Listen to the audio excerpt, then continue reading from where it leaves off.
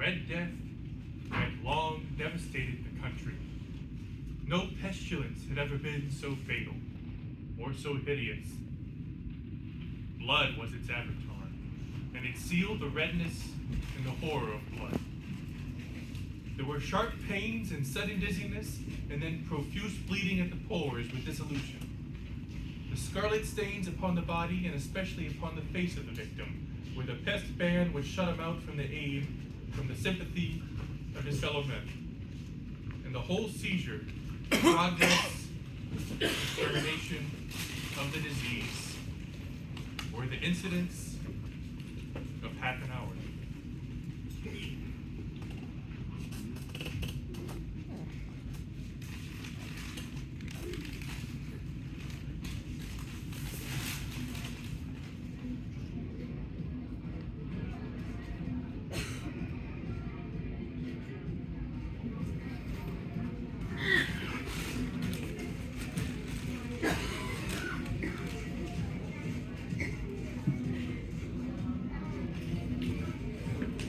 But the Prince Prospero was happy and dauntless and sagacious.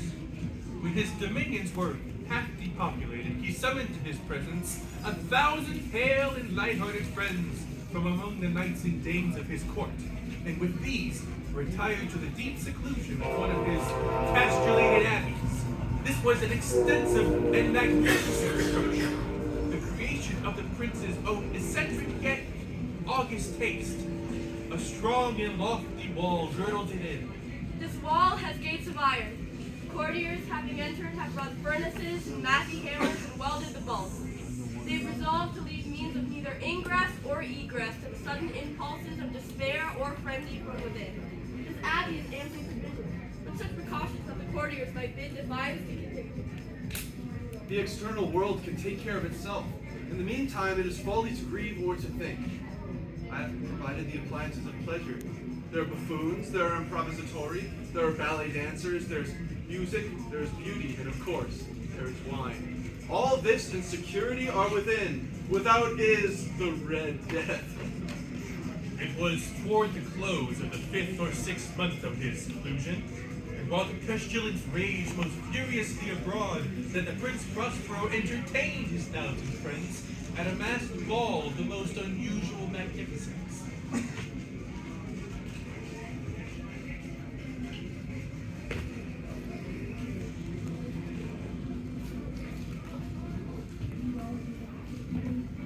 It was a voluptuous scene, that masquerade.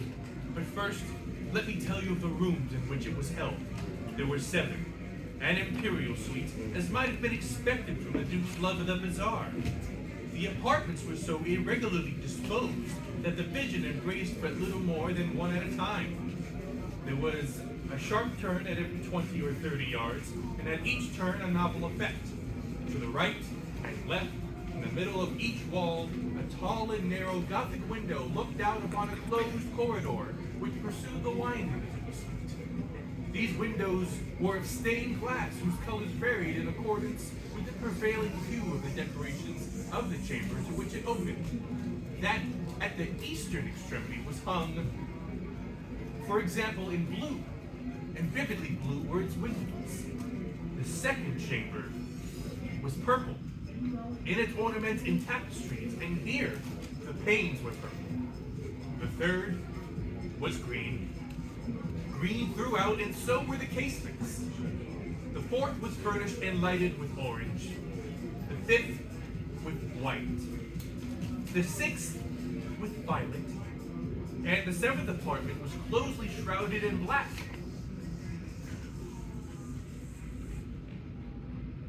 Black velvet tapestries that hung all over the ceiling and down the walls, falling in heavy folds upon a carpet of the same material and hue, but in this chamber only. The color of the windows failed to correspond with the decorations.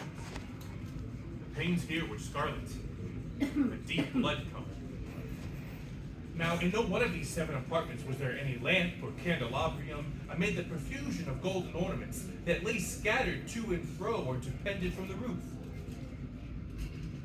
There is no lamp or candle that emits light within the suite of chambers, but in the corridors that follow, there stands a heavy tripod bearing a brazier of fire that projects its rays through the tinted glass and so glaringly illuminates the room, thus producing a multitude of gaudy and fantastic appearances. But in the western or black chamber, the effect of the firelight that streams upon the dark hangings and through the blood-tinted panes is ghastly in the extreme, and produces so wild a look upon the countenance of those who enter that only few of the company are bold enough to set foot within its precincts at all.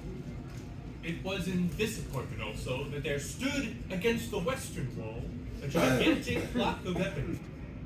Its pendulum swung to and fro with a dull, heavy, monotonous clang. And when the minute hand made the circuit of the face, and the hour was to be stricken, there came from the brazen lungs of the clock a sound which was clear and loud and deep and exceedingly musical, but of so peculiar a note and emphasis that at each lapse of an hour, the musicians of the orchestra were constrained to pause momentarily in their performance to hearken to the sound, and thus the waltzers perforce ceased their revolutions, and there was a brief disconcert of the whole gay company. While the chimes of the clock yet rang, it was observed that the giddiest grew pale, and the more aged and sedate passed their hands over their brows, as if in confused revere or meditation. But when the echoes have fully ceased, a light laughter at once pervades the room. The musicians look at each other and smile, as if at their own nervousness in falling, and make whispering vows each to the other, that the next chiming of the clock should produce in them no similar emotion. In the lapse of 60 minutes, there comes yet another chiming of the clock, and it is met with the same restlessness, disconcert, and meditation as before. But, in spite of these things, it is a merry and magnificent revel. My tastes are peculiar, as you can see. I have a fine eye for colors and effects. I disregard the decor of mere fashion. My plans are bold and fiery, and my conceptions glow with barbaric luster. There are some who might think him mad. His followers know that he is not. Although it may be necessary to see him, hear him, and touch him, to be sure. He had directed, in great part, the movable embellishments of the seven chambers. Upon a great occasion was being beat, and it was his own guiding taste which had given character to the masqueraders. Be sure they were grotesque. There was much of the beautiful, much of the wicked, much of the bizarre, something of the terrible, and not a little of that which might have excited disgust. To and fro in the seven chambers there stalked in fact the multitude of dreams.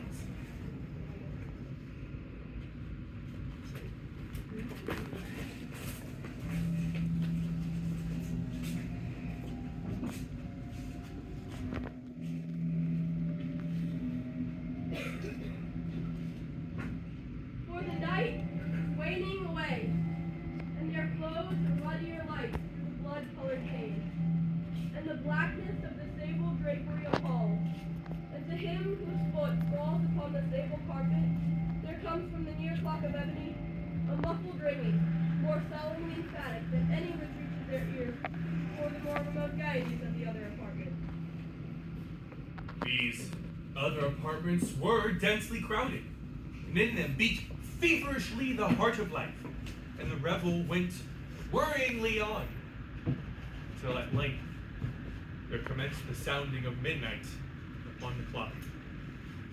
And then the music ceased, as I have told, and the evolution of the waltzers was quieted, and there was an uneasy cessation of all things as before.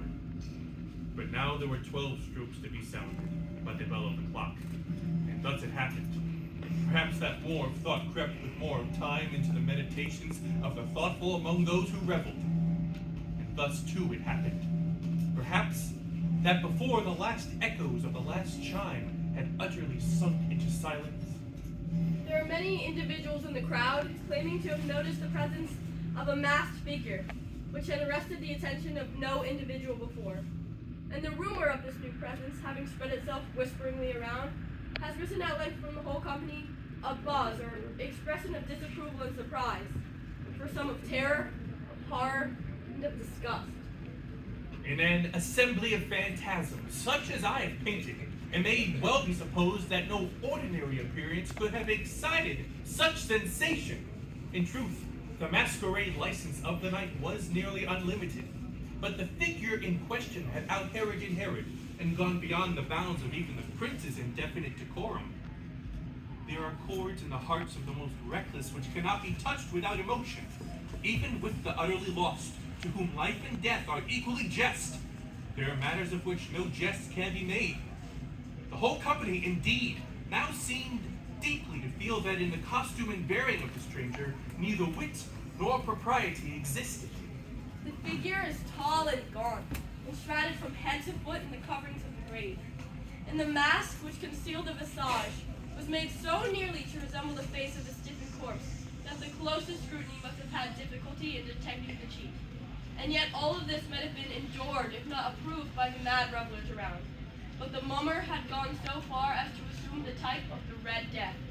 His vesture was dabbled in blood, and his broad brow, with all the features of the face, was besprinkled with the scarlet horror.